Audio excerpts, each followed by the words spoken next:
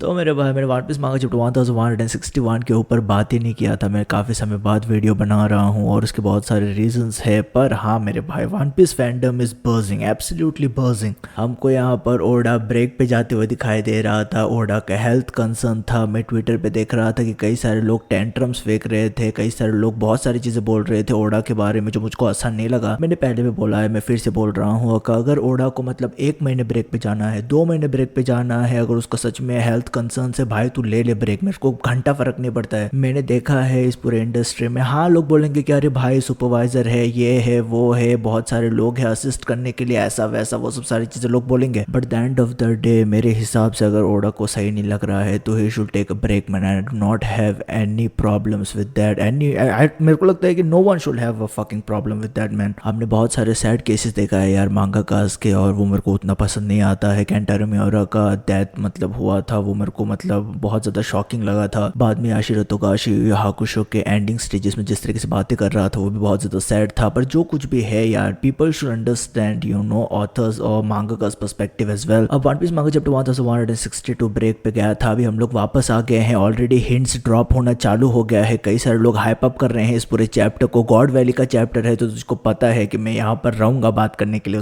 उसके ऊपर भी वीडियो आ रहा है बाय द वे। पर हाँ, जब हम बात करते हैं वन पीस मांगा चैप्टर 1161 के बारे में, ये one of the most highly anticipated chapter था मेरे हिसाब से। बहुत सारे लोग इसको हाइप अप कर रहे थे, मैं इसको हाइप अप कर रहा था। मेरे को लग रहा था कि ये पूरे चैप्टर में बहुत ज़्यादा एक क्रेजी चीज़ होने वाला है। और डोंट गेट मी रॉन्ग, ये चैप्टर में बहुत सारी क्रेजी चीज़ें हुआ, पर मेरे को लगता है कि कहीं ना कहीं ये चैप्टर भी एक बिल्डअप चैप्टर था, एक सेटअप चैप्टर था जो बहुत ही अच्छी तरीके से शेप अप कर रहा था, जो ओडा करना चाहता है इस पूरे गॉड वैली इंसिडेंट के साथ। वन पीस मांगा चैप्टर 1161 काफ़ी कियोटिक था, काफ़ी हेक्टिक था। हमको पता है कि यहाँ पर गॉड वैली इंसिडेंट में हंटिंग कॉम्पिटिशन की शुरुआत हो गया था। हम देख रहे थे कि रॉक्स पायरेट ने एंट्री मारा था, रॉजर पायरेट्स यहाँ पर आ गए थे, और सब सारे जगह से पायरेट्स यहाँ पर स्टॉर्मिंग कर रहे थे शाकी को बचाने के लिए। गाप मतलब रॉजर अगर आया है तो गाप आने वाला है, तो गाप भी यहाँ पर आते हुए हमको दिखाई दे रहा था। हमको यहाँ पर ये तीनों लोगों के इंटेंशंस दिखाई दे रहे थे कि क्यों उन लोग यहाँ पर आए हैं। रॉक्स डी ज़बैक के केस में ज़बैक बेसिकली अपने वाइफ और यू नो अपने बेटे टीच को बेसिकली बचाना चाहता था, उसको सेफ्टी पे लेके जाना चाहता था। रॉजर यहाँ पर आया है शाकी को बचाने के लिए, और गाप बेसिकली आया है यहाँ पर रॉजर से फाइट करने के लिए, ठीक है। तो वो वहाँ पर हमेशा ऐसा केस रहता ही है, तो वो वहाँ पर हमको दिखाई दे रहा था। तीनों जो मेजर कंटेंटर्स है जिनके ऊपर ये लेजेंड बेस्ड है, वो सब सारे बंदे हमको यहाँ पर दिखाई दे रहे थे, उनके पर्सपेक्टिव दिखाई दे रहा था। पर वन ऑफ द थिंग्स मैं हाईली अप्रिशिएट करता हूँ वो है ड्रैगन का पूरा मोनोलॉग या ड्रैगन का पूरा एस्पेक्ट, किस तरीके से ड्रैगन स्ट्रगल कर रहा था, जो कुछ भी उसके आंखों के सामने चल रहा था। यहाँ पर 16-17 साल का हमको ड्रैगन दिखाई दे रहा था। ड्रैगन अपने दिमाग में कंटेम्पलेट कर रहा है कि किस तरीके से ये सब सारी चीजें कैसे हो पा रहा है। वो मतलब अभी तक ड्रैगन के दिमाग में वो फॉर्म ऑफ जस्टिस बैठा नहीं है। हमको पता है कि ड्रैगन मतलब यू नो उसके पूरे स्टोरी लाइन में हमने देखा है कि एक जस्टिस का एस्पेक्ट है। अगर ड्रैगन में भी यू नो वाइस मतलब एडमिरल नहीं, मतलब अगर हम लोग सोचते हैं एडमिरल्स का सब सारे लोगों का फॉर्म ऑफ जस्टिस है, और वो फॉर्म ऑफ जस्टिस आया है उनके यू नो पास्ट एक्सपीरियंसेस की वजह से। तो अगर हम लोग ऐसा अगर नो एक दुनिया में हम लोग एक सेपरेट यू नो दुनिया में हम लोग ड्रैगन को एनविजन करते हैं एज अ एडमिरल, तो उसका भी एक सेंस ऑफ जस्टिस रहेगा, स्पेशली कंसिडर करते हुए कि किस तरीके से वो स्ट्रगल कर रहा है अपने सेंस ऑफ जस्टिस को बेसिकली फॉर्मुलेट करने के लिए इस पूरे गॉड वैली इंसिडेंट में। यहाँ पर हम लोग ड्रैगन को शैंक्स और शैमरॉक को प्रोटेक्ट करते हुए देख रहे थे, वो उनको बचा के डिफरेंट जगह पे लेके जाना चाहता था। मुझको पता नहीं है कि शैमरॉक का एक्सप्रेशन क्या है यार, वो शैंक्स है शैमरॉक किसको पता, पर उसका एक्सप्रेशन बहुत ज्यादा फनी है मेरे हिसाब से। पर हाँ, इसी बीच में जब ड्रैगन बेसिकली शैमरॉक और शैंक्स को बचाने की कोशिश कर रहा था, तभी हम देखते हैं सेलेस्टियल ड्रैगन के होली नाइट्स में जो एक हिस्सा है, एक इंडिविजुअल हिस्सा है, मिस मफिट बोल के उसका नाम है, वो बेसिकली अटैक मारती है, एक बोलो ब्रेथ काइंड ऑफ अटैक मारती है वो हमारे भाई ड्रैगन के ऊपर। और dragon kind of you know contemplate कर रहा था, वो कई सारी चीजें सोच रहा था, वो सोच रहा था किस तरीके से ये सब सारी चीजें उसके आंखों के सामने हो रहा है और ये क्लियरली इनजस्टिस है। और वो सोच रहा था किस तरीके से अगर उसका मौत होता है, उसका अगर डेथ होता है तो वो वेल डिजर्व्ड रहेगा, क्योंकि उसके आंखों के सामने ये सब सारी चीजें उसने होने दिया है। एक तरीके से मतलब उसका जो interesting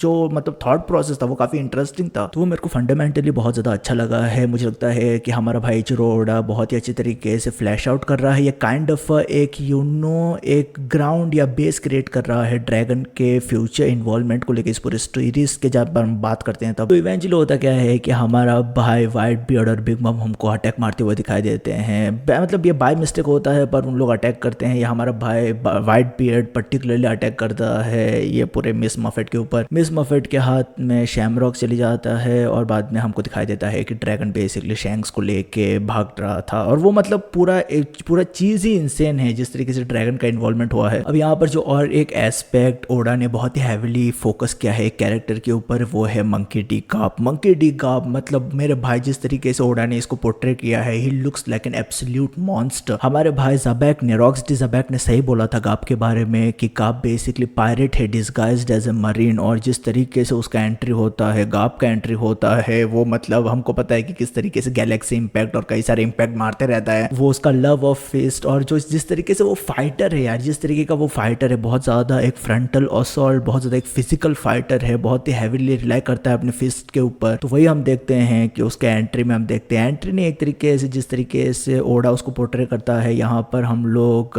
big mom, white beard, शीकी, काइदो, सब सारे लोगों को देख रहे थे। स्मॉल फ्राई पायरेट्स को बेसिकली साइड में हटाते हुए उनके लिए वो ज़्यादा कुछ प्रॉब्लम नहीं है। तो उसी टाइम पे हमारा भाई गाप बेसिकली आके एक खतरनाक अटैक मारता है, खतरनाक हाकी अटैक मारता है। यहाँ पर हम देख रहे थे कि जो सब सारे लोग थे, वाइट बियर्ड, बिग मॉम, शीकी, काइदो तो मतलब फाइट करना चाहता गाप को, पर वो बात अलग है, पर वो काइदो है। But at the end of the day सब सारे लोग मतलब एक्सकेप कर रहे थे उस पूरे सिचुएशन से। उन लोग गाप से बेसिकली फाइट नहीं करना चाहते क्योंकि उनको पता है कि अगर उन लोग गाप से फाइट करेंगे तो वो बहुत ज़्यादा खींचेगा पूरा बैटल, और उन लोगों ने पूरा बैटल को खींचने नहीं आए हैं। पर फिर भी हम देखते हैं कि लिन जो बेसिकली बिग मॉम है, by the way big mom looks beautiful, alright, let's just give her the props, alright. Big mom यहाँ पर हम देखते हैं कि वो ज़ूस और प्रोमेथियस को लेके बहुत ही खतरनाक अटैक मारती है गाप के ऊपर। और गाप मतलब अनफेज था, उसको मतलब उस बंदे को कुछ भी असर नहीं पड़ता है उस अटैक का, ठीक है। और वो मतलब एक क्रेजी खतरनाक डायलॉग में मारता है। तो ये हमको दिखाता है कि गाप कितना बड़ा मॉन्स्टर था, गाप किस तरीके से था। अब हालांकि करंट स्टोरी लाइन में गाप को कैप्चर कर लिया है ब्लैक बियर्ड में, वहां पर भी काफी इंटरेस्टिंग पैरेलल्स है, वो सब सारी चीजें। पर मुझे लगता है कि जिस तरीके से ओडा इस पूरे सीन को पोर्ट्रे कर रहा है, जिस तरीके से पूरे गॉड वैली इंसिडेंट को वो एलैबोरेट कर रहा है, डेफिनेटली गाप का भी एस्पेक्ट इस पूरे स्टोरी में बहुत ज्यादा क्रूशल रहेगा। पर मेरे भाई गाप मतलब मैं बता रहा हूँ, I just completely and truly adore that panel, man. The way Oda